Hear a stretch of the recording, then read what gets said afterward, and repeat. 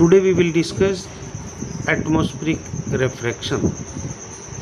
Atmospheric refraction क्या है, कैसे होता है, ये हमें जानना है। एटमॉस्फेयर में किस तरह से रिफ्रैक्शन होता है।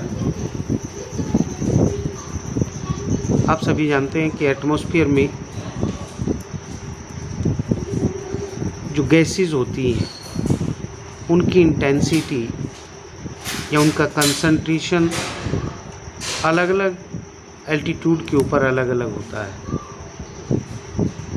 क्योंकि सनलाइट की वजह से या टेम्परेचर की वजह से जो गैसियस मॉलिक्यूल्स हैं गर्म होते रहते हैं और अपनी जगह को छोड़ कर के ऊपर की ओर हायर एल्टीट्यूड की ओर जाना शुरू कर देते हैं।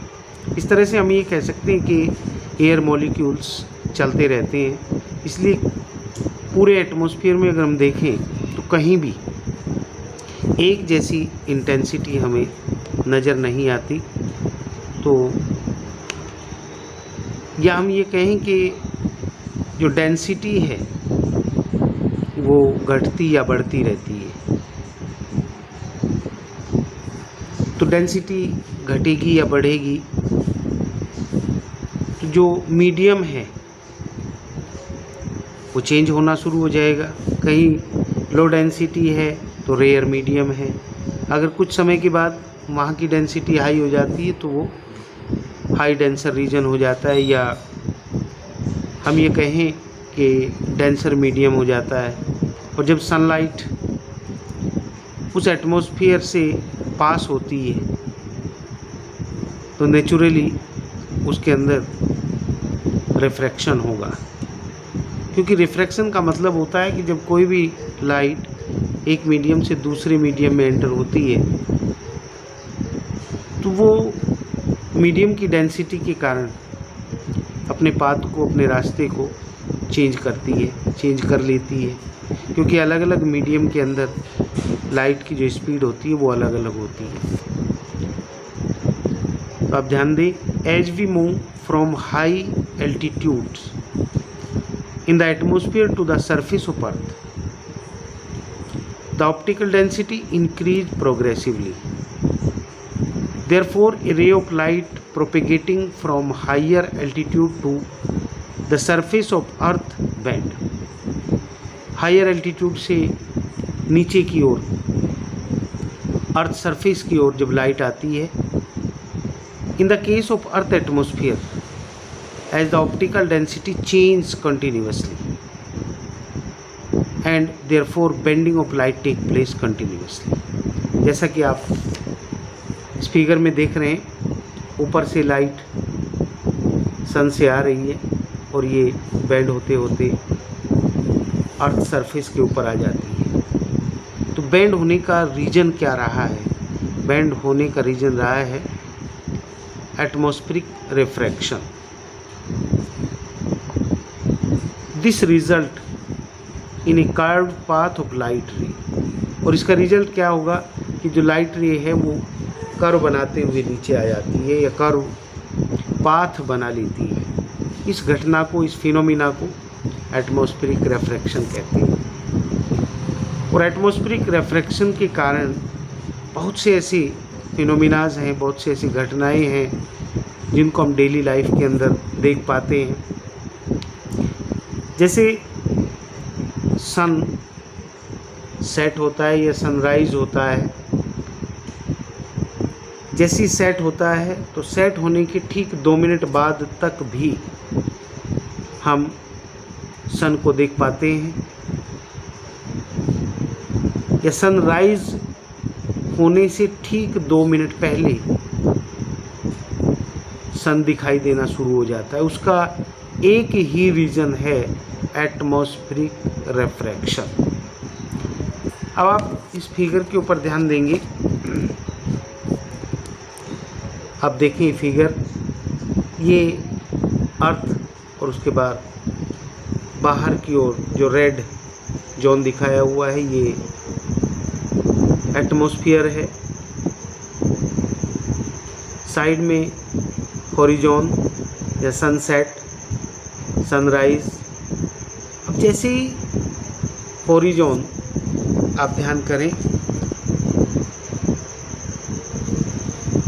मान लीजिए ये हॉरिजॉन है और हम ये कहें कि सन यहाँ है,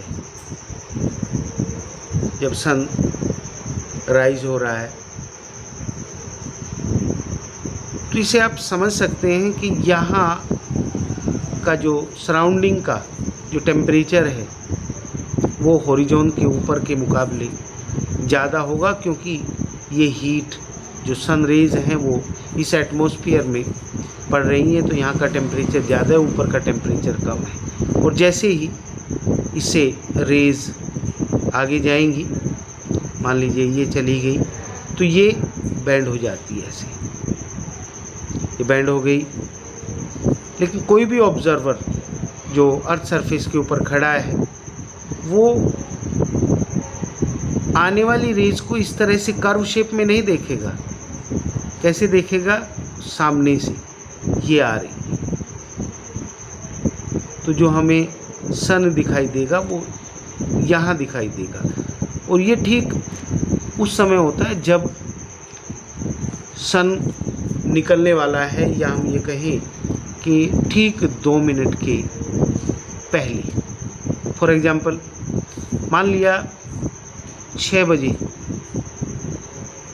6 AM सन निकलना है, तो आप ये मान लीजिए कि जब वो हॉरिजॉन से नीचे है सन, तो 5:58 पर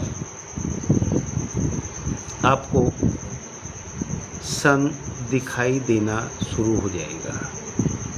ठीक सेम पोजीशन सनसेट टाइम पर होती है, जब सनसेट हो जाता है, जब छिप जाता है। तो इस केस में भी सेम यही प्रोसेस लागू होती है, या हम ये कहें कि एटमॉस्फेरिक रिफ्रैक्शन के कारण हम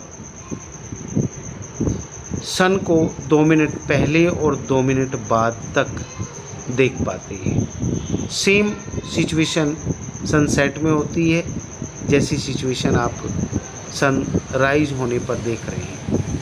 इस तरह से बहुत सी ऐसी फिनोमिनाज हैं, बहुत सी ऐसी घटनाएं हैं जिसमें हमें एटमॉस्फेयर में रिफ्रैक्शन के कारण इस तरह की सिचुएशन होती दिखाई देती है। आप देखेंगे stars appear higher than their actual position. Star अपनी एक्चुअल पोजीशन से ऊपर दिखाई देता है, ज़्यादा ऊंचाई पर दिखाई देता है। उसका रीज़न भी सेम यही है, एटमॉस्फेरिक रिफ्रैक्शन। आप देखिए फिगर देखें, ये एटमॉस्फेयर है, अर्थ है, यहाँ से ऑब्जर्वर देख रहा है ये स्टार है।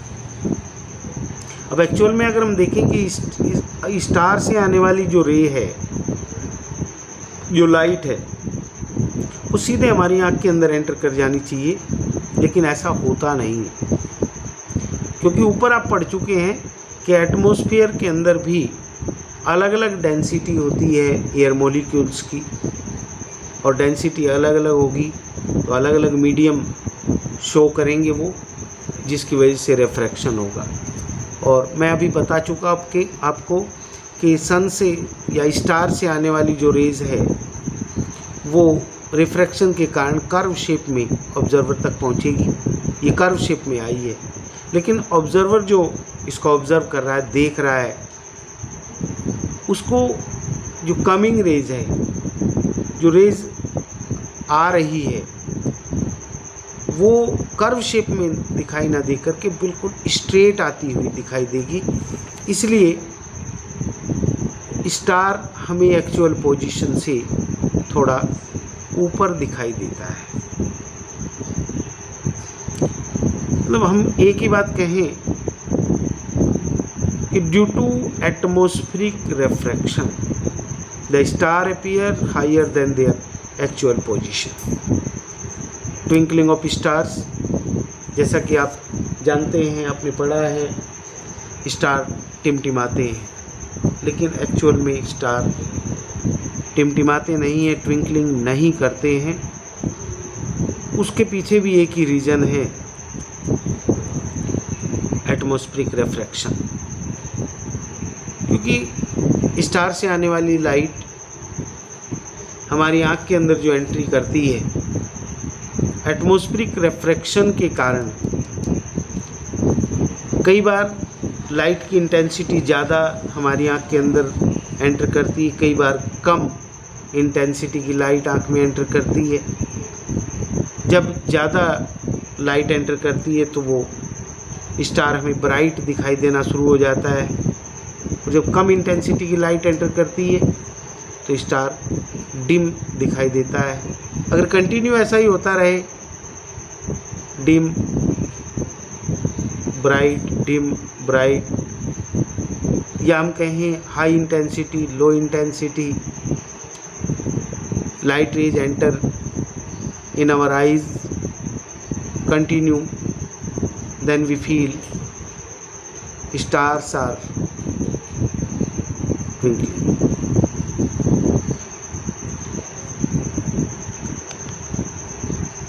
The light from stars reach us after atmospheric refraction. The atmosphere is not steady because of the change in temperature and air mobility. मैं ये बात पहले आपको बता चुका हूँ, फिक्स नहीं है। एटमॉस्फेयर के अंदर जो गैसेस के मॉलिक्यूल्स हैं वो एक जगह फिक्स नहीं है, जिससे पूरा एटमॉस्फेयर सिमिलर हो या एक जैसा हो। टेम्परेचर के कारण मॉलिक्यूल्स घूमते रहते हैं, जिससे डेंसिटी चेंज होती रहती है। Because of the change in temperature and air mobility, therefore, the refractive index of the air in a given region keeps on changing continuously and randomly. Due to this, the amount of light reaching us is not always the same. Therefore, stars appear twinkling. Therefore, planets do not twinkle. Why? अब stars तो twinkling कर रहे हैं, planets ऐसा नहीं करते। उसका कारण है, एक मेन रीज़न है उसका, एक तो उनकी अपनी कोई लाइट नहीं होती प्लैनेट, दूसरी बात वो हमारे नज़दीक होती है, दूर नहीं होते, हमारे पास होते हैं। पास हमारे सन भी है, वो कभी हमें ट्विंकलिंग करता हुआ फील नहीं होता। The rays of light coming from a planet also pass through the turbulent atmosphere of earth, but planet do not twinkle. This can be understand as follow. ध्यान देंगे थोड़ा सा। Stars are very far away and thus act as a point source of light. Star हमारे से बहुत दूर हैं, इसलिए पॉइंट सोर्स की तरह काम करते हैं। वो light coming from A point source is affected by the atmospheric change. A planet is nearer as compared to star. अभी जैसे मैंने बताया, वो स्टार और प्लैनेट को अगर कंपेयर करें तो प्लैनेट नज़दीक होते हैं। Therefore a planet appear bigger as well. Planet बड़े होते हैं। It cannot be treated as a point source of light. इसको पॉइंट सोर्स के रूप में ट्रीट नहीं किया जा सकता। किसको? Planet. In fact a planet can be considered as a collection of large number of point sources. If the intensity of light from one point source decrease, it increase from the other such that the overall average remain the same. Therefore, planet do not twinkle. Okay. Thank you.